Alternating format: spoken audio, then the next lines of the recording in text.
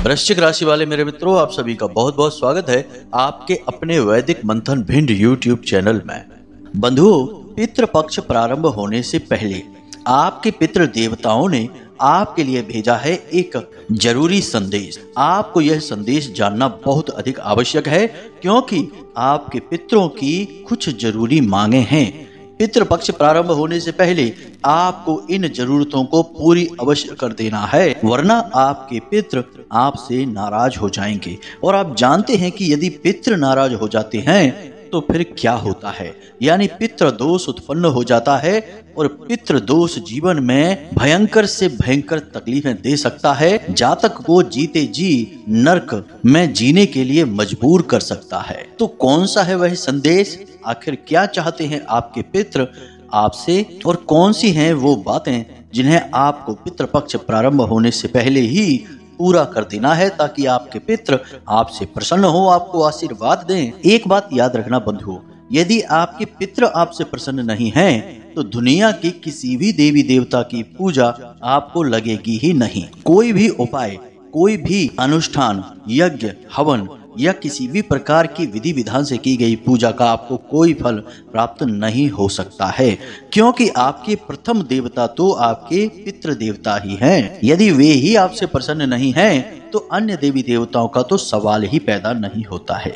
इसलिए आज के इस कार्यक्रम को आपको जरूर देखना है, अंत तक देखना है, क्योंकि यह जो मौका है यह वर्ष में एक बार मिलता है और अब वह मौका आने वाला है। तो इस मौके का आपको पूरा लाभ लेना है, चूक नहीं करना है। तो जयकारा बोलो माता रानी का, जगत माई महामाई माँ भद्रकाली की जय बोलो, माता रानी के दिव्य दरबार की जय बोलो, पितृ देवताओं की जय बोलो। बंधुओं, याद रखना कि जब कोई व्यक्ति इस संसार में आता है तो वह कई प्रकार के ऋण लेकर उत्पन्न होता है।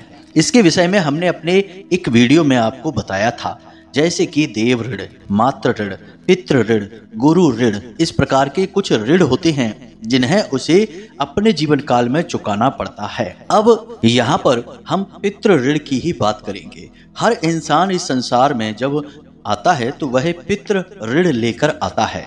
अब पितृ ऋण क्यों से मिलता है, क्योंकि उसके पितरों के द्वारा ही इस संसार में, यानी उसके घर के बड़े बुजुर्ग और पुरखे पूर्वजों के द्वारा ही उसे इस संसार में बहुत सारी चीजें अपने आप मिल जाती हैं। जैसे कि एक अच्छी परवरिश मिलती है, उसे खाना पीना, जीवन जीने का तरीका, उसका घर परिवार और जो भी कुछ उसके पुरखे पूर्वज तैयार करते हैं अपने जीते जी, वह सब कुछ उसे मिलता है।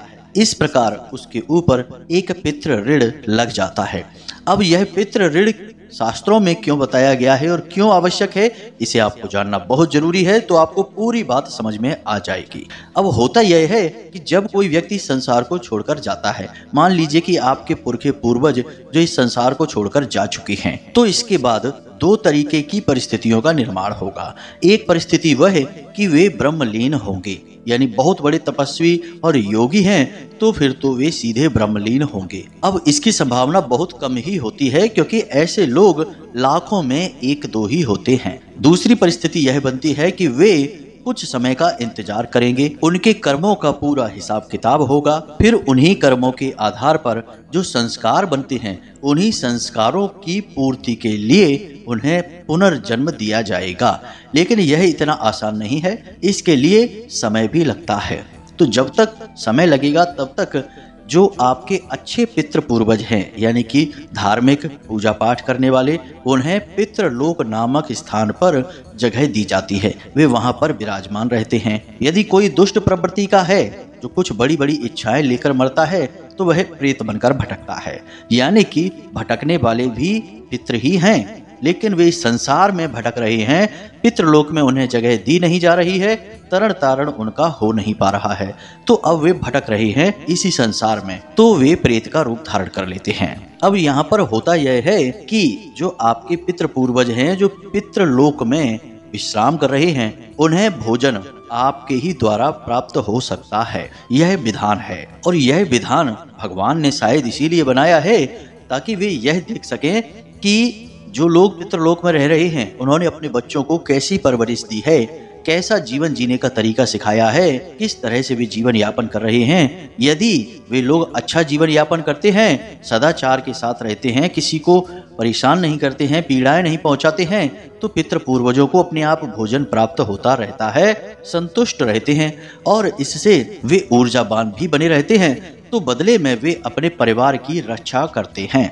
रक्षा किससे करते हैं? जो नकारात्मक ऊर्जाएं हैं। अब नकारात्मक ऊर्जाएं तमाम तरीके की होती हैं, जैसे कि नजर लग जाना, भूत प्रेत, पिशाच, तमाम तरीके की नकारात्मक शक्तियां होती हैं। उन सब से रक्षा आपके पितृ ही करेंगे, लेकिन वे तब ही कर सकते हैं जब वे आपसे प्रसन्न हो, संतुष्ट हो, आप उन्हें नियमित भोजन करा रहे हो, नियमित उन्हें ऊर्जावान बना रहे हो। यदि वे कमजोर रहेंगे तो वे पितृलोक में ही बैठे रहेंगे, बस इंतजार करेंगे कि कैसे भी करके आप उनकी ऊर्जा को बढ़ाएं, उन्हें भोजन दें, उनकी शक्ति बढ़े, तब तो वे आपके लिए कुछ कर पाए। यदि वे आपके लिए कुछ भी नहीं कर पाते हैं तो फिर वे दुखी हो उठते हैं और मन में सोचते हैं कि हमने कैसी औलादें इस संसार में पैदा की कि वे तो हमारे बारे में विचार ही नहीं करते, उल्टा हमारे बारे में अनाप शनाप बोलते हैं, हमें दुखी करते हैं, कोसते रहते हैं। तो ऐसी परिस्थिति में पितृ देवता श्राप भी दे देते हैं। इसी से उत्पन्न होता है पितृदोष। तो अब पितृदोष क्या होता है आपको समझ में आ चुका है। पितृदोष के लक्षण और संकेत क्या हैं, इन्हें भी हम आपको अभी बताने वाले हैं। इसके बाद हम आपको पितृ देवताओं के द्वारा भेजा गया आपके लिए वह विशेष संदेश क्या है यह भी बताएंगे। साथ ही साथ पितृ देवताओं को प्रसन्न करने के लिए एक बेहद ही शक्तिशाली और चमत्कारी उपाय भी बताएंगे, जिसे आपको नियमित तौर पर करना है। बहुत ही छोटा सा मामूली सा उपाय है, इसे आप नियमित करते रहेंगे तो आपके पितृ देवता बेहद प्रसन्न रहेंगे। और जब पितृ देवता प्रसन्न रहेंगे तो वे दो काम करेंगे। पहला तो आपके कुल, आपके परिवार की रक्षा करेंगे हर प्रकार की नकारात्मक ऊर्जा से। दूसरा, वे आपको आशीर्वाद भी देंगे। तो जिस प्रकार पितृ देवताओं का श्राप विनाश को लेकर आता है, उसी प्रकार पितृ देवताओं का आशीर्वाद जीवन में उन्नति और तरक्की लेकर आता है, धन दौलत की बरसात करवाता है, जातक को सातों सुख दिलवाता है। तो आज के इस कार्यक्रम में हम आपको वही विशेष गुप्त और बेहद शक्तिशाली उपाय बताने जा रहे हैं जो आपको पितृ देवताओं का पूर्ण आशीर्वाद दिलवाएगा। तो बस आपको इसके लिए करना यह है कि इस कार्यक्रम में अंत तक बने रहना है। बंधुओं, यह कार्यक्रम समय के अनुकूल है और बहुत ही मेहनत से तैयार किया गया है। हमने बहुत गहरी खोजबीन रिसर्च के बाद इस कार्यक्रम को आपके लिए तैयार किया है और बिल्कुल सही समय पर हम आपको यह दे रहे हैं। इसलिए आपको इसे पूरा अवश्य देखना चाहिए, तभी हमारी मेहनत सफल होगी और माता रानी के प्रति हमारी भक्ति भी कामयाब होगी, क्योंकि हम अपने सारे कार्यक्रम, सारी जानकारी माता रानी को ही समर्पित करते हैं और उन्हीं के द्वारा दिए गए आदेश और अनुभूतियों के आधार पर तैयार करते हैं। बस ऐसे में आपको हमारा सहयोग यह करना होगा कि इस कार्यक्रम को अंत तक अवश्य देखना होगा, तभी आप इसका पूरा लाभ ले पाएंगे। तो चलिए आज के इस विशेष कार्यक्रम की शुरुआत करते हैं, लेकिन इससे पहले हम चाहेंगे कि आप माता रानी को आभार अवश्य व्यक्त करें। तो कमेंट बॉक्स में लिख दें, जय माँ भद्रकाली कृपा करो।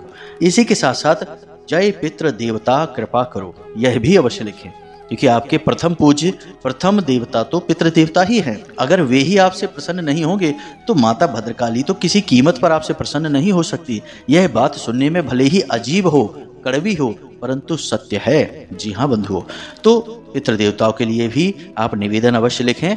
इसी के साथ साथ आप यदि इस कार्यक्रम पर पहली बार आए हैं तो आप इस चैनल को सब्सक्राइब अवश्य कर लें। ऐसा करते ही आप हमारे और माता रानी के दिव्य परिवार के सदस्य बन जाएंगे और आपके जीवन में अपने आप सदगति आनी शुरू हो जाएगी। हम प्रतिदिन आपके लिए ऐसे ही महत्वपूर्ण और बेहद ही चमत्कारी ज्ञानवर्धक कार्यक्रम लेकर आते रहते हैं। तो चलिए जल्दी से चैनल को सब्सक्राइब करिए, फिर आगे बढ़ते हैं। तो बंधुओं, अब ध्यान से सुनिए। जब भी दीपावली आती है तो लोग त्योहार आने से पहले ही उसकी तैयारियां शुरू कर देते हैं। कोई भी त्योहार आए, रक्षाबंधन का त्योहार आता है तब भी लोग तैयारियां शुरू कर देते हैं, राखियां खरीदने लगते हैं, मिठाइयां बनवाने लगते हैं, नहीं बना सकते तो खरीदने लगते हैं। होली आती है तो उसकी भी तैयारी। मतलब कहने का यह है कि हर एक त्योहार और पर्व की हम लोग तैयारियां करते हैं, परंतु आप अपने दिल पर हाथ रखकर बताइए कि पितृपक्ष आने के लिए क्या आप कोई तैयारियां पहले से करते हैं? जवाब होगा नहीं। हम जानते हैं कोई भी नहीं करता है। अब आपके सबसे पहले और सबसे जरूरी देवता पितृ देवता हैं, क्योंकि वे आपके घर के सदस्य हैं। उन्हें आपसे बहुत अधिक प्रेम है। वे बार बार इस संसार में आते हैं, आपके हालचाल लेते हैं, आपको देखते हैं, आपके बारे में समझने की कोशिश करते हैं, आपके संदेश देवी देवताओं तक पहुंचाते हैं। इसीलिए आपने देखा होगा कि कई बार आपको अपने पितृ पूर्वज जो इस संसार में नहीं है, ऐसे लोग सपने में दिखाई देते हैं। कभी कभी तो आपको कुछ कहते हुए भी सुनाई देते हैं, कभी कभी सिर्फ दर्शन मात्र देते हैं। तो क्यों देते हैं दर्शन? क्योंकि वे इस संसार में आते हैं आपसे मिलने के लिए, आपको देखने के लिए। अब यह जो 16 दिनों का पर्व है, यह उन्हीं के लिए है। लेकिन आपने क्या उनके स्वागत के लिए कोई तैयारियां की हैं? नहीं की हैं। यह तो बड़े ही दुख की बात होगी। एक तो आपसे इतना अधिक प्रेम करने वाले, दूसरा इस संसार में भी नहीं है, और उनके द्वारा दी गई ना जाने कितनी भेंटों का आप खूब उपयोग कर रहे हैं। किसी के पितृ पूर्वज जमीन जायदाद छोड़ गए, किसी के फैक्ट्री छोड़ गए, किसी के दुकानें छोड़ गए, किसी के तमाम घर मकान और गाड़ियां छोड़ गए। सबका आप उपयोग कर रहे हैं, लेकिन आप उनके समय के लिए उन्हें बिल्कुल भी ना तो सम्मान दे रहे हैं और ना ही उनका स्वागत करना चाहते हैं। बस एक दिन के लिए आप ब्राह्मणों को श्राद्ध का भोजन खिला देंगे और आपका काम पूरा हो जाएगा। ना कोई सम्मान, ना कोई विचार, ना कोई चर्चा और ना ही किसी प्रकार का कोई भावनात्मक लगाव। बंधु, क्या यह व्यवहार आपका सही है आपके पितरों के लिए? जब आप इस संसार को छोड़कर जाएंगे और आपके बच्चे आपके साथ ऐसा व्यवहार करेंगे, आपकी ऐसी अनदेखी करेंगे, तो आपको कैसा महसूस होगा? हम आपको ये सारी बातें इसलिए बता रहे हैं क्योंकि आज का विषय बहुत ही गहन है। बहुत सारे जातकों के जीवन में जो समस्याएं चल रही हैं, उनमें से ढेर सारी समस्याओं का कारण आज का यह विषय है। जी हाँ बंधुओं, तो इसे बिल्कुल भी हल्के में मत लेना। हम आपको सारी बातें बहुत गहराई से समझाने का प्रयास कर रहे हैं, और जो बातें हम आपको बता रहे हैं वे कोई कही सुनी बातें नहीं हैं। हमारा अपना व्यक्तिगत जीवन भर का अनुभव है। बंधुओं, एक बात बताते हैं। एक सज्जन हमारे पास आए, बोले हमारे बेटे की नौकरी जरा से नंबरों से चूक जाती है। कई प्रयास कर चुका है, बहुत मेहनत कर रहा है, और लगातार प्रयास करने के बाद भी उसकी नौकरी नहीं लग पा रही है। महाराज जी, कुछ ऐसा करिए कि इसकी नौकरी लग जाए, बेचारे का जीवन सफल हो जाएगा, वरना किसी लायक नहीं है, कुछ भी नहीं कर पाएगा। हमें बड़ी चिंता होती है इसकी। हमने जब उनके बारे में और विचार किया, उनसे और सवाल जवाब किए, कुछ उनके जीवन के बारे में जाना, तो हमें पता चला कि उनके घर में पितृ दोष लगा है।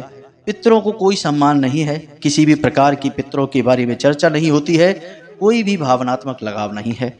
और यहाँ तक कि यह भी हो रहा था कि कई वर्षों से तो वे श्राद्ध कर्म भी नहीं कर रहे थे। अब यह तो बड़ी ही आश्चर्य की बात है, ऐसा क्यों नहीं कर रहे थे? भगवान जाने, उनकी मर्जी। लेकिन हमने उनको एक छोटा सा उपाय बताया। आपको आश्चर्य होगा जानकर। हमने उनसे केवल इतना सा कहा कि आप केवल 21 दिनों के लिए अपने घर में शाम के समय जो रोटियां बनती हैं, उनमें पहली रोटी गाय के लिए और आखिरी रोटी कुत्ते के लिए निकलवाइए, और दोनों रोटियों में आप थोड़ा सा हल्दी, थोड़े से काले तिल और एक एक लौंग का जोड़ा रख दें, और अपने इसी बेटे के हाथ से ये रोटियां दोनों जानवरों को खिलानी है। और जब आप इस रोटी को गाय और कुत्ते को खिला रहे हो, उस समय इस बेटे का मुख दक्षिण दिशा की ओर होना चाहिए। वह पितरों की भी दिशा मानी जाती है। बस हमने उससे कहा कि आप 21 दिनों तक इस उपाय को अपने बेटे के हाथों करवाना, बस, और कुछ नहीं करना है।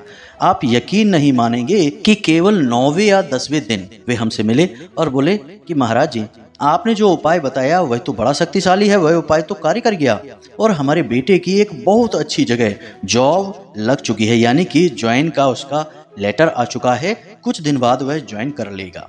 हमने उनसे कहा कि बंधु, यह कोई उपाय नहीं है, यह तो आपके पितृ पूर्वजों के लिए आपका सम्मान है। आपके पितृ देवताओं को ऊर्जावान बनाने के लिए, उनकी शक्ति बढ़ाने के लिए हमने यह उपाय करवाया था। आपके ऊपर पितृ दोष लगा हुआ है। फिर हमने उनको सारी बातें इसी प्रकार समझाई जैसे हम आपको समझा रहे हैं कि अपने पितरों का सम्मान करिए, उन्हें अपने घर में स्थान दीजिए। खाली उनकी फोटो लगा देने से उनको स्थान प्राप्त नहीं हो जाता। फोटो पर भी आपने जो मालाएं टांग रखी हैं, वे प्लास्टिक के फूलों की बनी हुई मालाएं हैं। जाने कितनी धूल मिट्टी उनके ऊपर जमा है, आपने उनकी तरफ कभी मुड़कर भी नहीं देखा है। तो हमने उन्हें बिल्कुल इसी प्रकार समझाया जैसे हम आपको समझा रहे हैं, तो उन्हें सारी बातें समझ में आ गईं, उनकी आंखें खुल गईं। उन्होंने हमारा बहुत धन्यवाद किया। उसके बाद माता भद्रकाली के दर्शन किए और सीधे उन बातों पर अमल शुरू किया जो हमने उन्हें बताया था। आज समय यह है कि उनका बेटा बहुत अच्छी जगह नौकरी कर रहा है, घर परिवार में सुख और शांति है और जीवन बड़ा ही सुंदर बीत रहा है। और इसका कारण क्या है? केवल पितृ देवताओं को प्रसन्न कर देना। पितृ देवताओं ने जहां आशीर्वाद देना शुरू किया वहां बारे न्यारे हो जाते हैं। अब जब पितृ दोष लग गया, कहने का मतलब यह है कि कैसे जाने कि पितृ नाराज हैं, यानी दोष लगा हुआ है, पितरों का श्राप लगा हुआ है, यह कैसे जाने? तो सबसे पहला लक्षण संकेत ध्यान से समझे। सबसे पहला संकेत और लक्षण यही है कि आपको रात्रि को 11 बजे से 1 बजे के बीच में अक्सर नींद टूट जाएगी। अब किसकी नींद टूटेगी? घर में तो इतने सारे लोग हैं, सभी की नहीं, केवल उस इंसान की जो घर का मुखिया है, जिसके ऊपर इस घर को चलाने की जिम्मेदारी है, यानी जो पैसे कमाता है, उस व्यक्ति की नींद रात्रि को 11 बजे से 1 बजे के बीच अक्सर खुल जाया करेगी। जी हाँ बंधुओं, और उस समय में उसे बेचैनी भी होगी, उस समय में उसे कई बार डरावने सपने भी दिखाई देंगे और उसी समय में उसे कभी कभी पितृ पूर्वजों के, यानी कि उसके घर के जो लोग हैं जो इस संसार में नहीं हैं, उनके दर्शन भी होंगे। जी हाँ बंधुओं,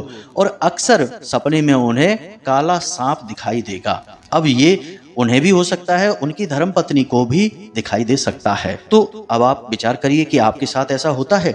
रात्रि को 11 बजे से 1 बजे के बीच आपकी आंख खुलती है, आपको बहुत अधिक प्यास लगती है रात्रि के समय और सपने में सांप दिखाई देता है, अक्सर बेचैनी रहती है, या तो फिर ऐसा होगा कि आपको 1 बजे से पहले नींद ही नहीं आएगी। जी हाँ बंधुओं, आप चाहे कुछ भी करें या ना करें, लेकिन आपको 1 बजे तक नींद ही नहीं आएगी। 1 बजे के बाद ही आपको नींद आएगी। ये सारे संकेत हैं कि आपके ऊपर पितृ दोष लगा हुआ है, आपके पितृ परेशान हैं और उस परेशानी को आप खुद महसूस कर रहे हैं, क्योंकि बेशक भले ही वे इस संसार में नहीं हैं, लेकिन उनका मन, उनकी भावनाएं आपसे जुड़ी हुई हैं, आप भले ही उन्हें भूल गए हों। और याद रखना कि इस संसार में सारे बंधन बहुत ही कमजोर हैं, या बहुत से तो हैं ही नहीं, बस दिखावा है, लेकिन भावनाओं का जो बंधन है वह बहुत ही मजबूत बंधन होता है। यह तो वह बंधन है जिससे भगवान भी खींचे चले आते हैं, भगवान भी बच नहीं सकते। तो उसी भाव के बंधन से, भावनाओं के बंधन से पितृ आपके जुड़े हुए हैं, वे बेचैन हैं, व्याकुल हैं, तो आप भी बेचैन और व्याकुल हो रहे हैं। अब और भी कई संकेत हैं, लक्षण हैं, इन्हें भी जरा सा ध्यान से समझिए। पति पत्नी के बीच कलह रहेगा, क्लेश रहेगा। जी हाँ बंधु, भाई बहनों के बीच, यानी कि 2 भाई हैं, 3 भाई हैं, आपस में बनेगी नहीं, पिता पुत्र की आपस में बनेगी नहीं। बेशक झगड़े नहीं होंगे, लेकिन विचार नहीं मिलेंगे, मनमुटाव रहेगा, आपस में एक दूसरे से अधिक बात नहीं करेंगे, बस उतनी सी ही बात करेंगे। अगर ज्यादा बात करेंगे तो झगड़ा हो जाएगा, विवाद हो जाएगा। यह भी संकेत है, इसे भी आप समझ लीजिए और मिलाइए अपने जीवन में कि क्या आपके साथ ऐसा है। तीसरा संकेत पैसे को लेकर। पैसे को लेकर संकेत जो है वो कई और चीजों से भी जुड़ा हुआ है और पितृ देवताओं से भी जुड़ा हुआ है। आपके कार्यों में बार बार बाधाएं आएंगी। आप काम जो कर रहे हैं, सोचेंगे कुछ, होगा कुछ और, आपने प्लान कुछ और बनाया, उसका नतीजा कुछ और ही निकलेगा, यानी कि आपकी उम्मीदों से बिल्कुल अलग। बार बार आपके हर एक काम में रुकावट आएगी, हर जगह से आपको निराशा हाथ लगेगी और आपके द्वारा की गई सारी मेहनत पानी में जाएगी, कोई उसे देखेगा ही नहीं और ना ही उसका सम्मान करेगा। आपको मन ही मन लगेगा कि मैंने कितनी मेहनत की, कितने दिल से काम किया, लेकिन दुनिया के किसी भी इंसान को आप पर भरोसा ही नहीं होगा, आपकी मेहनत पर भरोसा नहीं होगा और आपके बारे में लोग अनाप शनाप बातें करेंगे। कहने का मतलब यह है कि कोई भी योजना सफल नहीं, पैसे को लेकर हमेशा तंगी और हर जगह पैसा फंसेगा, अटकेगा। जी हाँ बंधु, लेकिन इन सब से कहीं बढ़कर एक संकेत और है जो कि आपकी आने वाली पीढ़ियों पर दिखाई देगा। यानी आपके घर के जो बच्चे होंगे, चाहे वो छोटा बच्चा हो, चाहे बड़े बच्चे हो, कॉलेज वाले हो, सभी बच्चे आपसे विरोध करेंगे, यानी घर के बड़े बुजुर्गों से विरोध करेंगे। घर के बड़े बुजुर्ग कहेंगे कुछ और, बच्चे करेंगे कुछ और, अपनी मनमानी करेंगे और गलत रास्तों पर चलेंगे। कई बार तो बुरी तरह से पथ भ्रष्ट हो जाएंगे, परिवार के मान सम्मान और छवि पर भी दाग लगवा देंगे। जी हाँ बंधुओं, ऐसा भी होता है। कई बार गलत संगत में बच्चे पड़ जाएंगे, घर के बड़े बुजुर्गों की तो सुन ही नहीं रहे हैं, उन्हें तो अपना दुश्मन मान बैठे हैं। बाहर के गलत लोगों की संगत में आकर उन्हीं की बात मानेंगे और फिर कुछ गलत कर बैठेंगे, कुछ ऐसा बड़ा गलत कृत्य कर देंगे कि परिवार की छवि खराब हो जाएगी। साथ ही साथ बच्चे बहुत ही चिड़चिड़े हो जाएंगे, पढ़ाई लिखाई में मन नहीं लगेगा, बात बात पर घर के बड़े लोगों को पलट कर जवाब देंगे, उनसे झगड़ा करने की कोशिश करेंगे और घर के बड़े बुजुर्गों की छोटी से छोटी बात को भी अपने दिल से लगा लेंगे और फिर अनाप शनाप विचार अपने मन में लाएंगे, यानी कि दुश्मनी को पालेंगे, एक तरीके की शत्रुता जैसी बनाएंगे। यह पितृदोष का सबसे मजबूत संकेत है। अब आप विचार करके देख लीजिए कि आपके घर में यह संकेत आपको दिखाई दे रहा है। एक बात हम यहाँ पर और आपको बता दें, जो सुनकर आपको थोड़ा सा झटका लगेगा, विचित्र भी लग सकता है। वह बात यह है कि आज के समय में जितने भी लोग आपको इस संसार में दिखाई दे रहे हैं, उनमें से 90% से ज्यादा लोगों के ऊपर पितृदोष लगा हुआ है। इसीलिए ऐसे संकेत आपको अक्सर बहुत सारे लोगों के जीवन में दिखाई देंगे। अब ऐसा क्यों है? हम इतनी बड़ी बात क्यों कह रहे हैं? क्यों 90% लोगों के ऊपर पितृदोष हमने कह दिया? बंधु, जरा विचार करके देखिए, आज के समय में लोग किस तरह जीवन जी रहे हैं। तरह तरह के तो व्यसन पाल रखे हैं। कोई शराब पी रहा है, कोई जुआ खेल रहा है, कोई तमाम तरीके के व्यभिचार कर रहा है, उल्टे सीधे कार्यों में डूबे हुए हैं।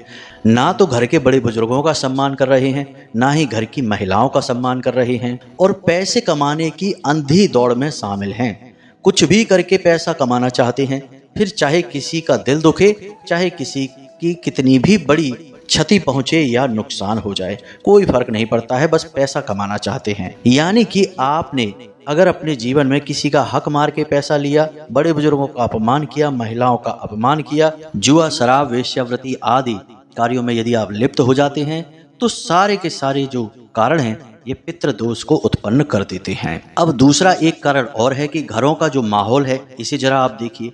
पुराने जमाने में घरों का माहौल कैसा होता था? गाय के गोबर से घर को लीपा जाता था। घर के आंगन में तुलसी मैया का स्थान हुआ करता था। घर में तरह तरह के पवित्र पौधों को लगाया जाता था।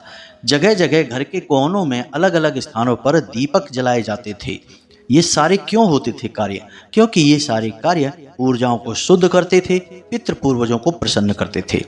महिलाएं हमेशा रोटी बनाते समय एक रोटी कुत्ते को और एक रोटी गाय को निकाला करती थीं। जरा अपने बचपन को याद करके देखिए। यदि आप गांव के रहने वाले हैं तो आप इस बात को अच्छी तरह से समझ जाएंगे कि गांव की परंपरा कितनी सुंदर थी।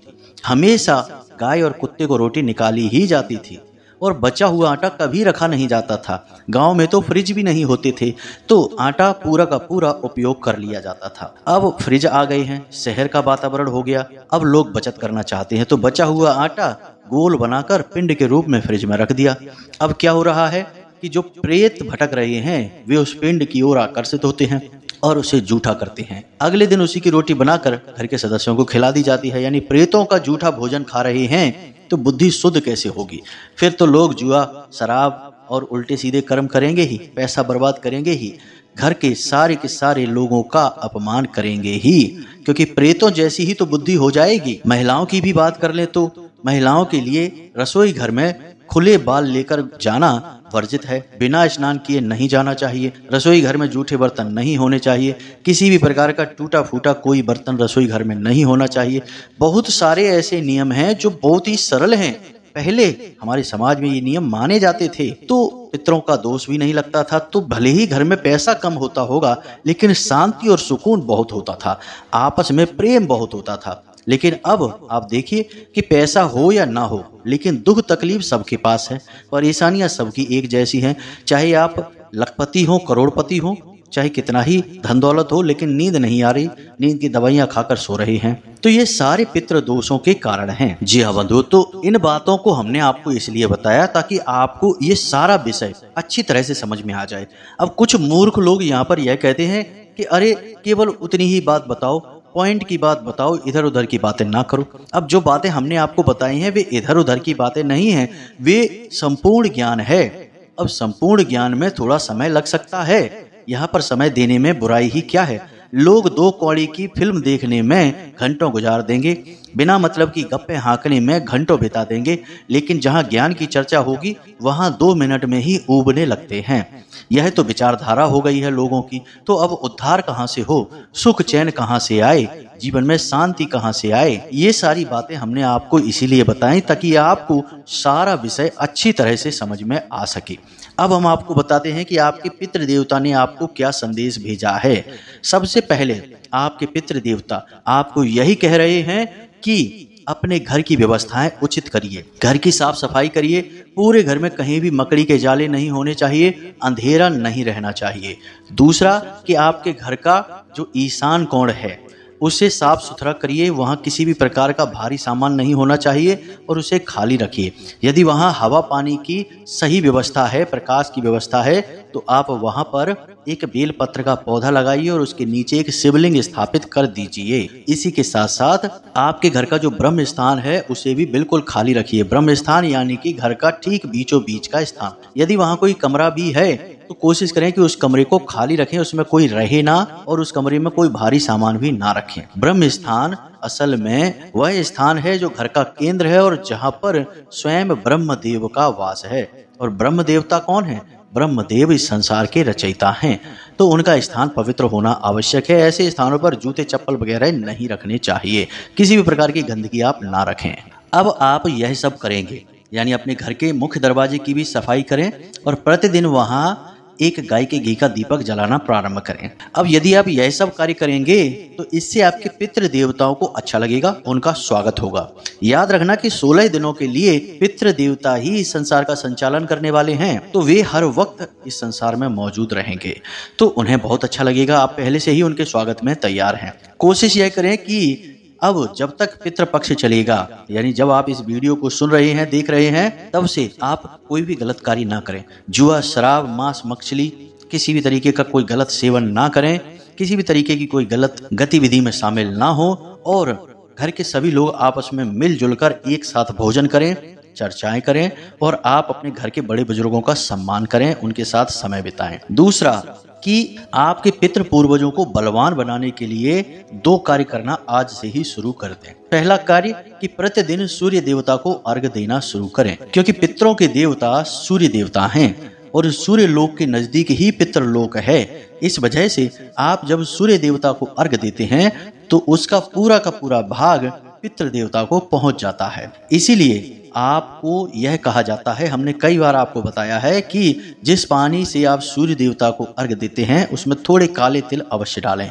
काले तिल आपके पितृ देवताओं का भोजन होते हैं, तो आप प्रतिदिन काले तिल डालकर सूर्य देवता को जल समर्पित अवश्य करें। इसी के साथ साथ प्रतिदिन के भोजन में 1 रोटी कुत्ते के लिए और 1 रोटी गाय के लिए अवश्य निकलवाएं। यानी पहली रोटी, जो महिलाएं रोटियां बना रही हैं उनसे कहें कि पहली रोटी गाय के लिए निकालें और अंतिम बची हुई रोटी कुत्ते के लिए निकालें।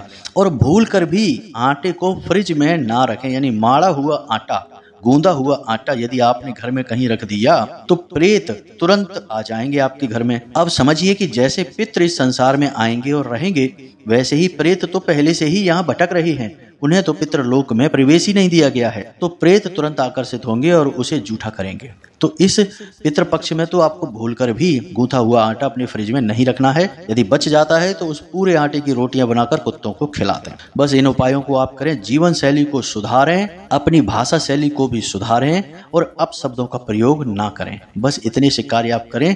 यही आपके पितरों का संदेश है आपके लिए और यही आपके पितर आपसे चाहते हैं।